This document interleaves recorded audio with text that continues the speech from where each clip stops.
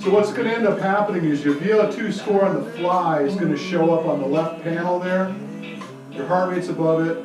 Then the data is going to start flowing. And you're going to see some of the similar things we discussed, the oxygen uptake versus carbon dioxide production.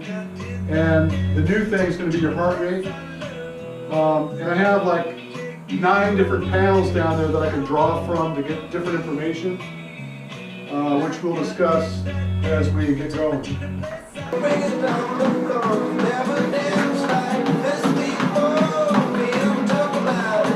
Good stuff here. It's like still a little early, but we're 8 miles per hour.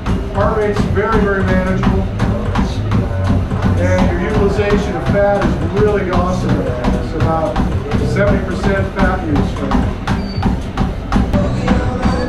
Coming up on a 6-minute pace, 140 beats per minute, 66% fat utilization right now. It's a really good place right now.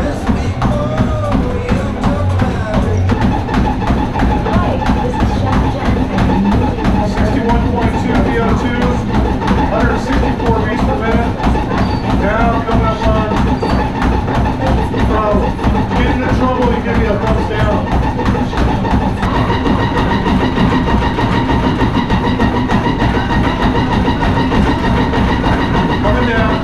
Coming down right now. Hang in there. Okay. All right, so what you're seeing here, the 3 values, your heart rate relative to oxygen uptake, relative to carbon dioxide production. And as you see here, this is time on the bottom. And for the first 2 minutes you were walking, so pretty steady state. Heart rate was probably about 80 beats per minute. And then here's where I'd cause you to start running. And then your heart rate jumped way up all of a sudden. And then you can see this wide berth between the green and the red, which means you really got aerobic. So this right in here was really sweet. And the lines here about 120 beats per minute, still really aerobic. Your heart rate, top end heart rate's not huge, which is good, which is suggesting that you probably have very efficient cardiac output. You don't need to see those big heart rates to get the job done. So think of it like, what was the highest it got on that? I think that we were punching up a little over 160 beats per minute. And I'll bet you that outside, real time, you could probably hit 170 if you really pushed on it. Right. I generally don't see the type of heart rates in this environment that you might see outside. But what's really critical is this here. This is that turn point where the lines intersected and now you're completely into your sugar stores. And that happened, by the way, at about 140 beats per minute.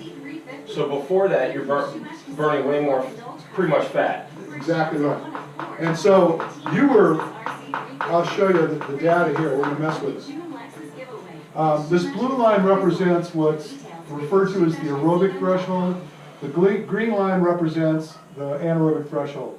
Now this is the computer default, and we're not going to go with that. I think that that's a little too conservative. But let's do this. Let's adjust this line and bring it up to right about, let's see, right about here. Now, if you look over on the left here, the low end heart rate was 132 beats per minute. But look at the calories expended, 1,069 per hour at 100, and that's a pretty good indication that you're pretty efficient because you're moving a lot of calories even though your heart rate's not that high. And the good news is that even though the heart rate or the cost of work is high, the economy is good because you're at 66.6% fat utilization at that point. So you're really only talking about 400 calories an hour that are going away that matter. The rest are being spared. You see that? Yeah.